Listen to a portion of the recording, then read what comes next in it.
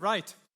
Who has amazing relationships with their suppliers in the sense that they would say full adoption and full utilization and engagement? Hands up. Very few. No, I appreciate that, and I suppose not a surprise from the previous conversation we had as well. So to shed some light over new concepts that are emerging around how to drive this engagement and adoption, I am pleased to welcome on the stage Anthony Payne, Chief Marketing Officer of Hicks.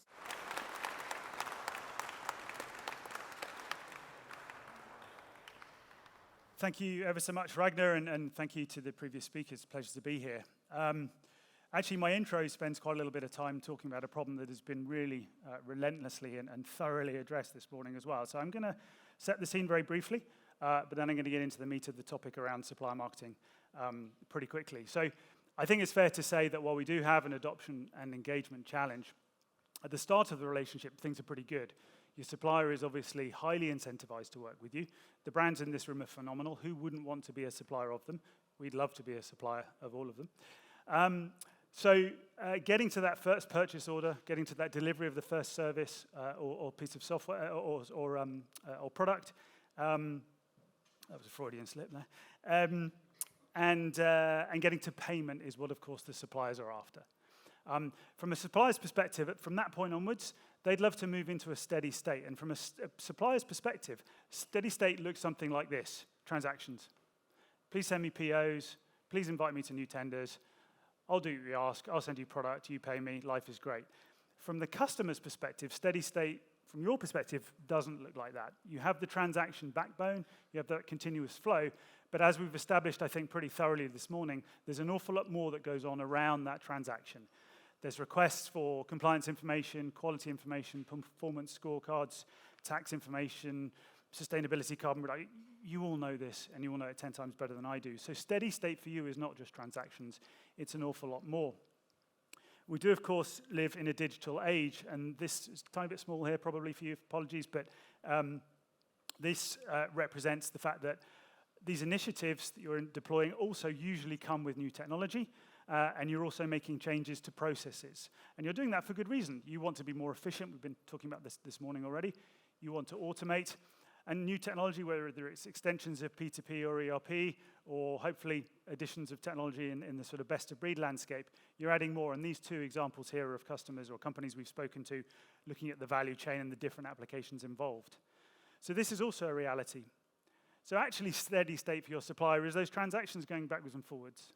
Requests for a whole bunch of information on a continuous basis. It's not just one time, as we know. It's renewals or updating the information. And Ruth just referred to getting to a point where you can close your books on carbon emissions every month. But it's also technology. It's also processes. And guess what? While you probably want to be their most important client, the chances are you're not their only client. So this is, I think, entirely consistent with what Eloise was talking about this morning. The reality of steady state for your suppliers is an awful lot of information requests, an awful lot of changes. And that leads to something that actually Eloise in the past has talked about survey fatigue, but we talk about initiative fatigue. Your suppliers are badly suffering from initiative fatigue. I think the reality is, the vision that Eloise paints is terrific, and we are heading in that direction, but as she says, we have perhaps a few years. These initiatives aren't going to go away.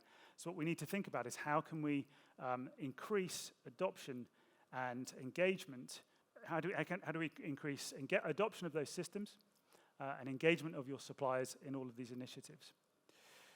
So that's the intro, as I say, which I think is kind of supports what we've discussed this morning already, or this afternoon already.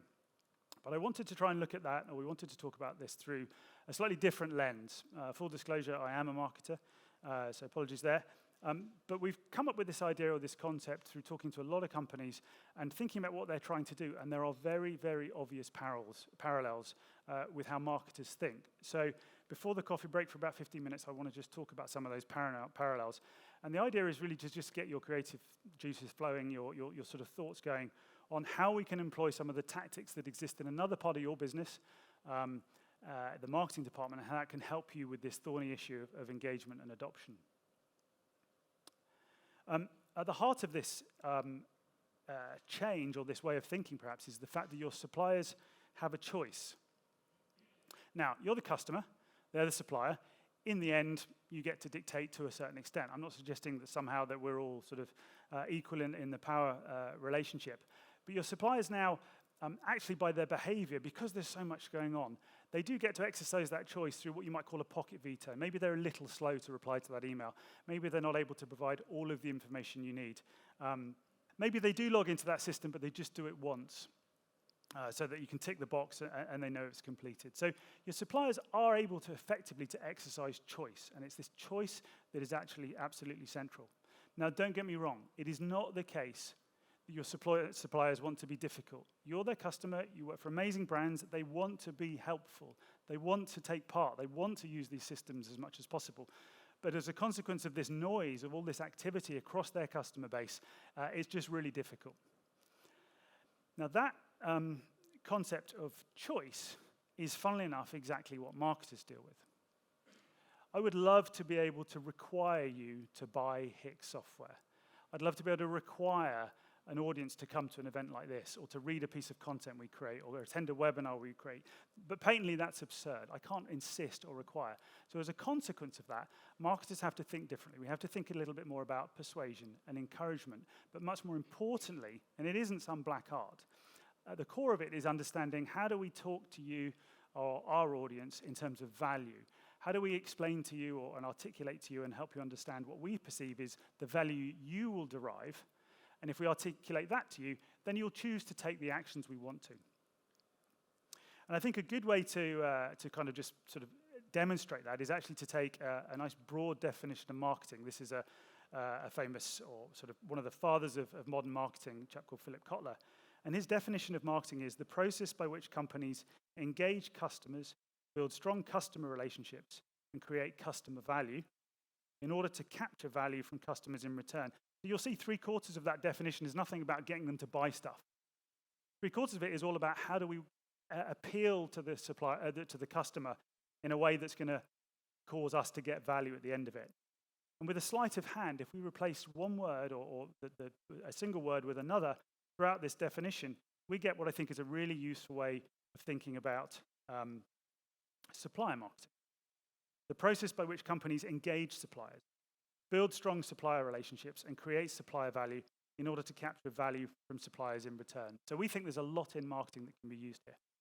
And the value that you get from suppliers that's in that very last sentence, think of that as an action that you want your supplier to take. The value is they do complete that client compliance questionnaire. They do take part in that performance scorecard. They are part of that quality program. They do log into and continue to use those systems. That's the value you want. So use the first part of this definition to get it. So that's the thesis. Let's have a look at some of these things in practice. So in the next, say, 10 minutes or so, I'm going to talk about 3 things. I'm going to introduce a really simple concept or framework for how marketers think about campaigns. It won't be a big, long marketing lesson, trust me, you don't want one of those, but just a simple framework. I'm then going to think about how we can use that same framework in the world of procurement and supply chain in order to drive up adoption and engagement. And then I'll finish up with 6 simple suggestions, which I think could be the basis for going forwards when you leave here and go back to your organization. So this is the framework. It's real simple. It's got 3 things because everything in marketing is 3. Marketing joke. It is arranged this way deliberately. Each of the items on here is interdependent on the other. We have audience, we have the message, and we have the channels. There's no point thinking about what message I want to deliver if I don't know who I'm delivering that message to. Equally, there's no point thinking about a message and not thinking about which channel I'm going to pass it down. So for example, if my message is, drink this breakfast yogurt drink, it's delicious. If my channel is a TV slot at 6 p.m. in the evening, it's probably not that helpful. But if my challenge is handing out bottles of yogurt to busy commuters at a railway station as they run past at 8 o'clock in the morning, that's a much more effective channel, right? So there is a direct interplay between these 3. You cannot think about any of them in isolation. Let's take a moment to look at them, the 3 of them in a tiny bit more detail. Segmentation's been discussed a lot here, and as I was listening to the presentations, I was thinking, I hope I'm now not going to confuse the audience by talking about segmentation in a slightly different way, so bear with me for a second. Segmentation is essentially the first page of the marketing textbook. It's really everything we do has to start with segmentation. There's what, 8 billion people or something on the planet, however many million companies. Theoretically, we would want everyone to buy everything, all of our product. Clearly not true, clearly not possible. So we think about segmentation by saying which is the subset of the global market that is best suited to the offer, the product, whatever it is we want the audience to do. And then we think about what are the characteristics of that segment that are most relevant that I'm going to use to build messaging. I'm not going to explain the theory any more than that. We'll talk about it in an example. So that's segmentation. That's the audience. Who is it I'm going after and being highly specific about it. Then we think about message. And you can also think about message as perhaps the action you want your audience to take, or what is it you're trying to tell them. Maybe it's an offer, maybe it's a buy one, get one free. But think of it as about what is it you want them to do and how are you telling them that. And then thirdly, the channel, which is very simply, am I going to get that message to them, to that audience? So it's just the mechanism to do so. Let's look at one real quick example from the marketing world before we loop over into procurement and supply chain, and I hope you can see the parallels. Xero is a small business accounting package, which 10 years ago was nothing, is now a market leader in a lot of territories. This is an advert that was running on the London Underground, for example. If we look at each of the three elements to this advert very, very quickly, just to help articulate, the audience is small business owners. Xero did something quite interesting, actually. Before Xero, accounting software was sold to accountants, unsurprisingly. And then the accountants would run the books for small businesses. These are companies unlike yours. They don't have finance teams. They would outsource their accounting to accountants. So accountant software was never sold to businesses for the most part at that end of the spectrum. Xero specifically changed that. We want to sell directly to small businesses.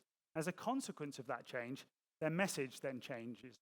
Rather than talking in accountant speak about efficiency and staying up to date with tax regulations, which is really important, they talk about how Xero can help your business grow and how Xero can help you get paid quicker, which in the end are the two things any small business owner cares about above all things. So they understand their audience, and then they think about a message that's going to appeal to that audience, not to an adjacent or separate audience, but specifically to that audience. And then in terms of channels, as it happens, this was on the London Underground, but I'm sure this campaign ran across multiple channels. Xero is an incredibly well-funded and very successful business, so they will have delivered that same message and variations of it across dozens of channels, digital, online, offline, as much as you can imagine.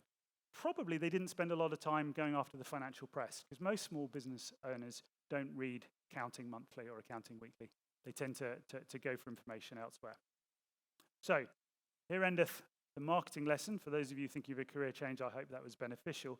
But what I more hope is that you can understand that simple framework. And now let's have a think about how that might be applied. Now, to do that, I want to look at essentially the two broad use cases that we've been talking about this afternoon already. So on the one hand, we have the need to get data requests or data requests you have to your suppliers. And on the other, we have, or the second case is adoption of a new tool. So when we think about the audience, I think segmentation in principle is actually, perfect, thank you, is actually really obvious as a concept. Clearly, you're not going to sell everything to everybody. Makes a ton of sense. So as an idea, I don't think it's very difficult. But what I think we need to start thinking about is how can we get closer to what marketers call hyper-segmentation, but you can think of in terms of segments of one. What do I mean by that? You've got 1,000 suppliers, as Eloise suggested, that would be part of your more active programs, and you've got 500 initiatives across your business, which is the kind of order of magnitude I think we're talking about. The chances are any individual supplier has a unique combination of initiatives, particularly also when you think about timing, a unique combination of initiatives just for them. If we can get to a point where any given supplier gets all of the initiatives specific to them, but only the initiatives specific to them, then you're removing all of the noise and a great deal of friction, and the chances are their willingness and their ability, more importantly, to respond to those requests increases. They know if they get a request from you, it's one that matters, it's no debate, and I've got to take part. So segmentation is about how do I identify supplier by supplier which of the initiatives, and the same applies to tools, I need to take part in. When we think about the message, we need to think about what's the value for the supplier. So I tried to articulate that when I was talking about Xero. They were thinking about their audience, which was small business owners.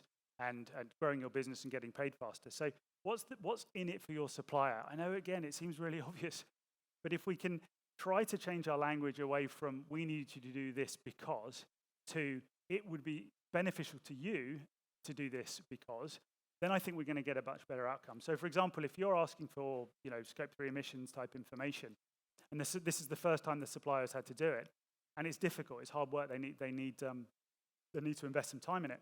Why not articulate that once they've done it for you, that's then available for all of their other customers, and that actually might make them, at the very least, more helpful to their other customers, but potentially a tiny bit more competitive as well. So let's think about the messages that appeal to suppliers. You can also think about what help you can provide your suppliers. Some of your suppliers are just as big as you are and maybe even more sophisticated when it comes to that same sustainability initiative. Others, rather less so, they maybe need help. So maybe we can segment into those and they can self-identify as who needs it, who doesn't, who need help. And maybe we can put in programs to help them fill in that information. There's plenty of online materials and learning content that can be created and delivered. So how can we help them actually deliver on your requests? And then, again, as part of the message, in an ideal world, you want to identify mutual goals, mutual benefits. Right?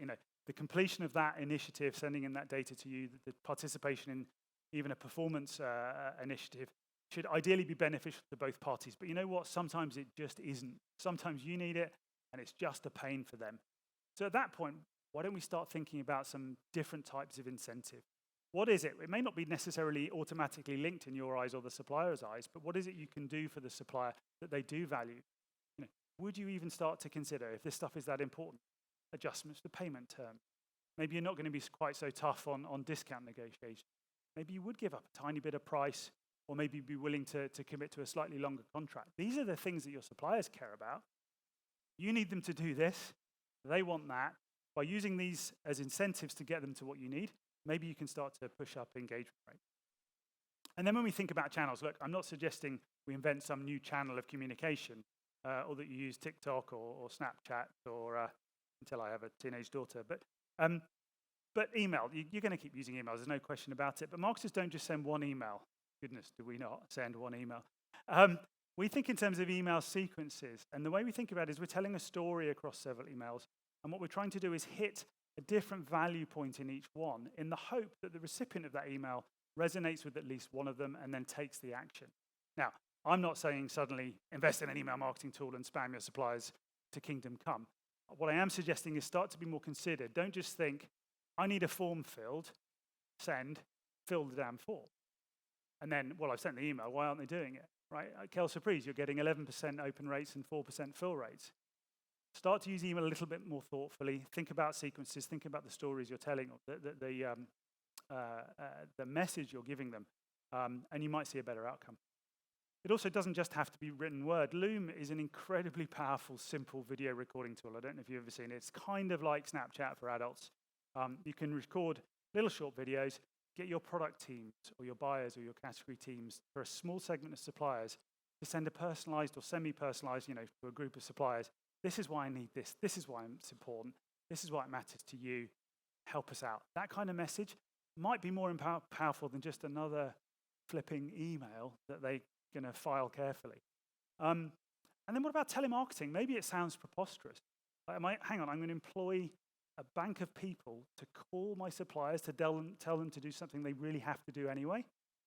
If it's that important to you, if you think about the impact of some of these initiatives on your businesses, maybe it is worth it. Maybe it is worth it. Telemarketing is not as expensive as you might think it is. And maybe it's worth investing in that way. Not for everything. I'm not saying call every supplier for every initiative, but maybe if you use it selectively as part of an overall campaign, it might be beneficial. So that's supplier data requests. Before I wrap up with 6 recommendations, let's have a quick look at tool adoption using the same basic structure. Again, segmentation is fairly straightforward in principle. Most things in marketing are. It's not rocket science. It's all about the application. I'm sure you're not automatically going to send requests to join a new tool to suppliers who are not allowed to use it. That would be insane, right? So you're probably already saying if I've got an e-invoicing tool for this set of suppliers, they're the only people that get invited to log in. That's kind of a given. But maybe you need to think about prioritizing based on impact. Are there 20% of the suppliers responsible for 80% of the invoices? get those on board first. But not only get them on board first, but think about the campaign for those. Maybe it's in your interest to spend more on that campaign. Maybe that's the campaign for telemarketing, right? If you're saving $50 an invoice once you've got them onto a solution, and they, send you 100 invoices a month, my math is nowhere near quick enough. That's a lot of money to carve out of which a small campaign of telemarketing to walk them through logging on and using the blessed tool, right? They probably want to anyway, but if they're not responding to the email, it's worth it for you, it's worth it for them. So we can think about segmenting based on your priority and then deploying that segmentation across different messages. Maybe you need to think about job roles. If all of the emails that you're sending asking your suppliers to take part in initiatives or adopt new tools are going to help@suppliername.com, your open rates are probably not great. And if everything's going to accounts receivable at suppliername.com, because in the end that's the one that's probably kept up to date and manned, if the person in finance or AR that's receiving that is uninterested, too busy, got 10,000 other emails to deal with, your request is just going to be ignored. It's not surprising if you think about it. Now, I know this has a data requirement, but if your supplier database can have or holds information about who the account contacts are, the finance contacts, the quality, the product, the account team, if you have that information, use that information to direct your messages. We do this stuff all the time. We know exactly the job based on job titles. LinkedIn's a goldmine. And we're highly targeted about emails, believe it or not. We don't just send stuff out. And we can measure engagement rates very, very clearly from the generic to the targeted. It just goes up. It's so obvious to us as marketers, and I think the same principle can be very readily applied in a procurement environment. I've already talked a little bit about defining the value message in the supplier's terms, but if you can articulate why that tool is in their interest to adopt, how it saves them time, gets them paid quicker, which is kind of an obvious one, enables them to do better forecasting or planning, then the chances of them having a nose around and seeing whether it's worth their time is much higher than if you tell them, you're part of a program, you're in our gold tier program, we need you to log into this tool. Really, another one? So articulate it in their terms and you stand a much better chance of success. And use personas in the same way, right? If that message is targeted at the particular individual who's going to benefit most from that tool, again, the chance of them having a look, I think, will go up significantly. And then in terms of channels, the same as on the last page, quite honestly, because there isn't, again, rocket science here. But if you have existing tools that your suppliers are logging into, do you have the ability to interrupt their workflow with a quick message, say, hey, did you know we have also? Do it carefully, because people don't like being interrupted when they're trying to get something done. But it is a perfectly normal way, you'll know it in your consumer environment. Have you updated your address recently? Give them a really quick, easy way to do it, and they're much more likely to take that step. Send them a separate email, and they have to log in. Remember the password login is much, much harder. So we call those in-app notifications, extremely effective when you get it right. And then the final quick point before I go to those tips is, Eloise, I think, well, definitely Eloise talked about those supplier sites where she goes to a website and looks at the supplier pages. Those are, they're not loved, those pages, are they? They're updated with sort of fanfare and glory on day one, but they're probably not maintained as much as you would like them to be. And I suspect that's because it's actually really difficult within your organizations to get changes to those. Kind of who owns them? I know as a marketer, my interest in looking after the supplier-facing site would be quite low on the priority. So your marketing team probably feels the same. And I imagine your IT team does as well. There's just a whole separate product conversation about how we can change that, but that's not for right now. But if that site was segmented such that when your suppliers logged in, the content they received was only for them, because you knew they were a direct supplier in Latin America, and therefore all these policies and all these tools completely irrelevant to them, but only these ones are, and the welcome message was in Spanish or Portuguese as required, and it was highly specific to them, then their willingness to listen to that message, and in this case adopt the tool, might increase significantly. If it's all in English, it hasn't been updated since 2014, and it's very obviously unloved, they'll go once and never again. Thinking about how you segment the content you put on your supplier-facing website can be very beneficial. Righty-ho, last slide before coffee break. 6 recommendations. This was alluded to earlier, but I think is obvious. And I think is obvious, but I think bears repeating, is experience the process that your suppliers are going through, right? Actually send yourself the email to fill in the form and see, has it got 70 questions and only 6 of them apply to me? In which case, whittle it down, right? Yes, it's work, but do you care about these fill rates? You care about suppliers adopting these tools and getting a return on the very large investment you've made? If so, I think that work up front makes sense. Go through the adoption process on a piece of software. If it involves 40 steps and desperately difficult password combinations, while they are important, we've been talking about cybersecurity, just reconsider if that's necessary and consider what it is you're asking the supplier to do. But you don't know if you don't actually walk a mile in their shoes, as the cliche goes. I've talked a lot about segmentation. It had to be on this slide, and just in case someone took a photo, someone did, so I'm happy. Segmentation is where you start. Divide your suppliers up based on what their common characteristics are. Start there with everything. Be supplier-centric. So marketers talk about being customer-centric. So the opposite of customer-centric is, I've got a new portal tool and it's really good, and these are all its features. Being customer-centric means, if you use these features, this is how your life is going to be better. Make more money, save more money, be compliant. The same principle applies when we're thinking about suppliers. Being me-centric, the buyer-centric, if you like, is telling you, I need this done because we have an initiative to get to net zero by 2040. Being supplier-centric is, maybe it talks about the planet, but maybe it talks about, if you're also net zero by 2040, you're more competitive, you're more able to trumpet where you are. So think about what matters to them and make that your lead message. Resist all temptations, frankly, to talk about what's in it for you. They're your supplier. They want to help. They're going to anyway in the end, but you can get a much quicker, much better adoption, much better engagement if you just think in terms of what matters to them and just park what matters to you. It just doesn't matter in that email or that communication. It would not be a Hicks presentation if I didn't mention supplier data. It is unquestionably true that the better quality your supplier data is, the more accurate, the more current, and the more granular, and especially as we're thinking about contacts within the supplier organizations, this stuff becomes an awful lot easier. Every marketer in the world complains about how appalling their customer and their prospect database is. So I'm not for a moment suggesting perfection in a marketing world is achievable. I think you can get a lot closer to perfection in the supplier data world. Our customers do. Focusing on data will make engagement and adoption much easier because you know who you're emailing, you know who you're contacting, and you know what matters to them. Think in terms of campaigns. I've talked a little bit about that point, so I shall not labor it further, except to say, don't just send one email and hope that's enough. Think in terms of a campaign as, what are we trying to achieve? Then those 3 things, message, audience, and channels, and then measuring it so that you can do it better next time. And then finally, my parting thought. If low fill rates and adoption are okay, and actually a quick segue before I get onto that, I was talking to an organization, a very large CPG EMEA manufacturer the other day. They have a target to get to carbon reductions of 35% reduced by 2030, net zero by 2040. They have identified that more than 85%, I think it was over 90% actually, of their emissions are scope 3. In other words, it's their suppliers.